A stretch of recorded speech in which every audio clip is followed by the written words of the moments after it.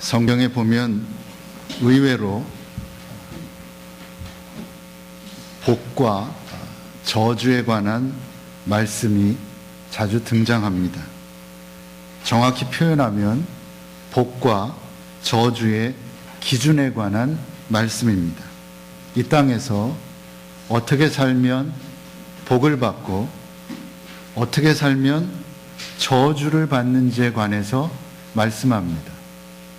저주라고 하는 굉장히 강한, 무서운 그런 단어를 사용하고 있습니다.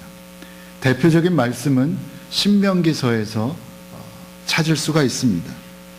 하나님께서 모세의 마지막 설교를 통해서 복과 저주의 기준이 무엇인지에 대해서 반복해서 말씀하고 있습니다. 그 중에 한 군데만 제가 보겠습니다.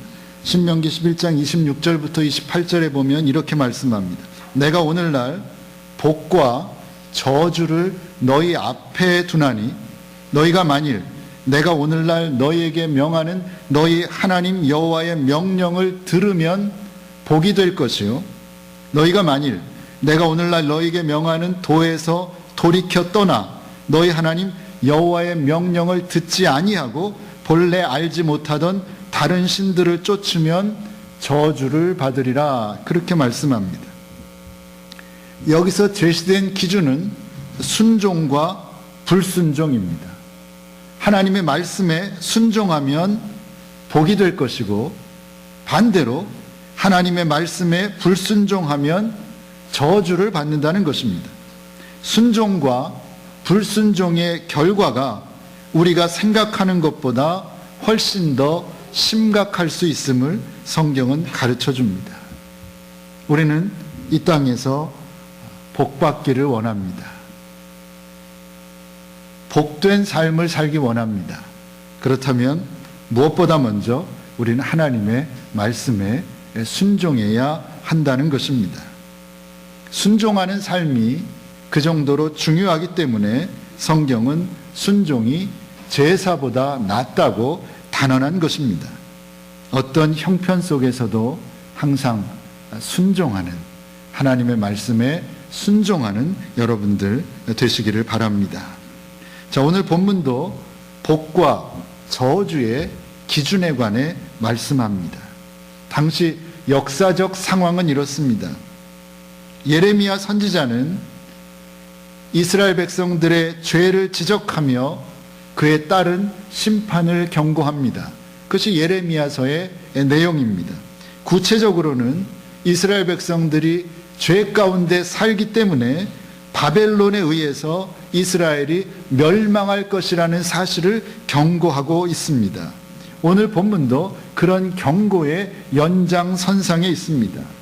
본문 5절 보시면 나 여호와가 이같이 말하노라. 무릇 사람을 믿으며 혈육으로 그 권력을 삼고 마음이 여호와에게서 떠난 그 사람은 저주를 받을 것이라. 또 저주라고 하는 단어가 나옵니다. 이것은 현재 이스라엘의 상태를 지적한 것입니다. 특히 본문은 국가의 안전을 주변 강대국들을 통해서 보장받으려는 유다의 처세술에 대한 것을 지적했습니다. 하나님을 바라보지 않고 하나님의 능력을 의지하지 않고 옆에 있는 강대한 나라의 도움을 받아서 이 난국을 타개해 볼까라고 하는 그런 생각을 이스라엘이 하고 있었는데 그 현실을 지적한 것입니다.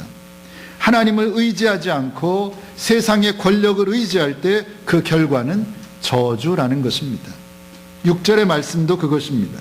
그는 사막의 떨기나무 같아서 좋은 일에 오는 것을 보지 못하고 광야 간조한 곳 건건한 땅 사람이 거하지 않는 땅에 거하리라, 이렇게 말씀합니다. 이것 역시 하나님보다 사람을 신뢰하고 권력을 신뢰하는, 강한 나라를 더 신뢰하는 이스라엘 백성들이 당할 심판에 대한 비유입니다. 그들은 이렇게 하는 것이 잘하는 것이다, 이렇게 하면 안전할 것이다 라고 생각하고 하나님이 아니라 힘 있는 사람들을 선택했지만 그 결과는 사막의 떨기나무처럼 고독하게 버려진다는 것입니다. 하나님을 떠난 인생의 말로는 실로 비참한 것이라는 사실을 알려줍니다. 반면에 사람이나 세상이 아니라 하나님을 바라보고 하나님을 의지하는 사람은 복을 받을 것이라고 선언합니다. 7절과 8절입니다. 그러나 무릇 여호와를 의지하며 여호와를 의지하는 그 사람은 복을 받을 것이라. 그는 물가에 심기운 나무가 그 뿌리를 강변에 뻗치고 더위가 올지라도 두려워 아니하며 그 입이 청정하며 가무는 해에도 걱정이 없고 결실이 그치지 아니함 같으리라. 그렇게 말씀합니다. 하나님을 바라보고 하나님을 의지할 때 그 사람은 복을 받는다. 기회는 있다는 것입니다. 회개하고 돌아서면 구원받고 복된 삶을 살 수 있는데 이스라엘 백성들은 여전히 불의를 행하며 세상적인 방법을 추구하는 까닭에 심판은 피할 수 없는 일이 되었다는 것입니다. 그것이 본문의 내용입니다. 그렇다면 본문에서 복과 저주의 기준은 무엇입니까? 나 여호와가 이같이 말하노라. 무릇 사람을 믿으며 혈육으로 그 권력을 삼고 마음이 여호와에게서 떠난 그 사람은 저주를 받을 것이라.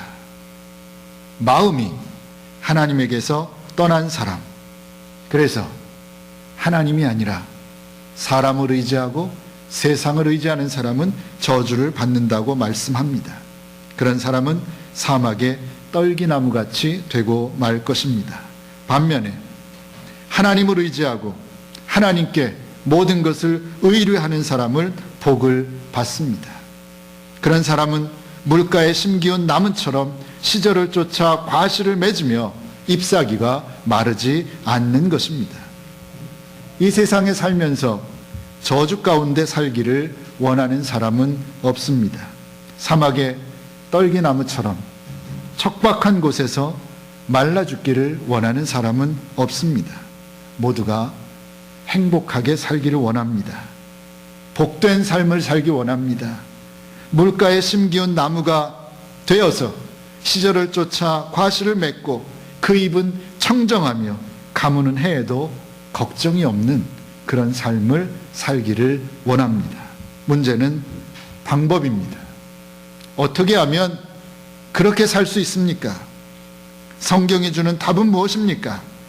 사람을 의지하지 말고 하나님을 의지하라는 것입니다. 세상을 의지하지 말고 세상의 것들을 의지하지 말고 하나님을 의지하라는 것입니다. 도울 힘이 없는 인생을 의지하지 말고 야곱의 하나님으로 도움을 삼으라는 것입니다. 오직 하나님께만 소망을 두라는 것입니다. 그러면 복된 삶을 살 수 있다고 성경은 약속합니다. 자, 그러면 이것을 한마디로 요약하면 무엇입니까? 그것은 믿음입니다.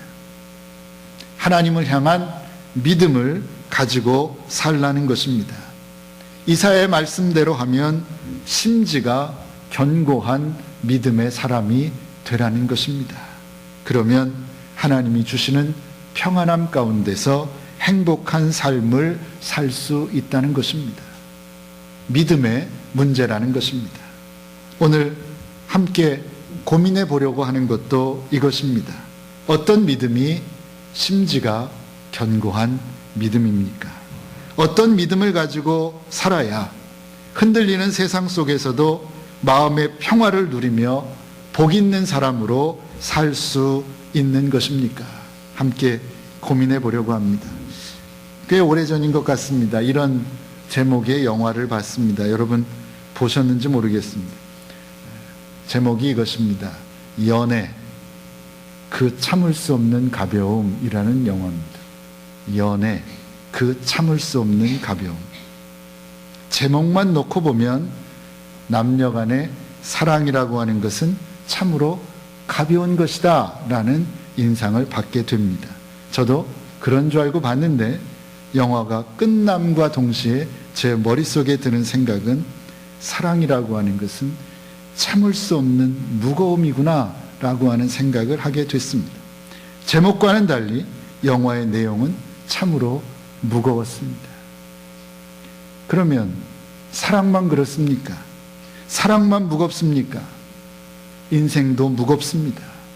신앙생활도 무겁습니다. 우리가 지고 가는 십자가도 무겁습니다. 그냥 무거운 정도가 아니라 때로는 참을 수 없이 무겁습니다. 그런 면에서 믿음도 마찬가지라는 생각을 했습니다. 우리의 믿음이 참을 수 없이 가벼운 것이 되어서는 안 되겠다는 것입니다. 가벼운 믿음은 우리의 인생길을 복된 길로 인도하지 못하는 까닭입니다. 그런 면에서 먼저 가벼운 믿음에 대해서 한번 생각해 보려고 합니다. 어떤 믿음이 가벼운 믿음일까요? 반면교사로 삼으시기를 바랍니다. 가벼운 믿음, 첫째는 말로 하는 믿음입니다. 말로만 하는 믿음은 가벼운 믿음입니다. 참을 수 없이 가벼운 믿음입니다. 정확히 말하면 우리가 경계해야 할 잘못된 믿음입니다.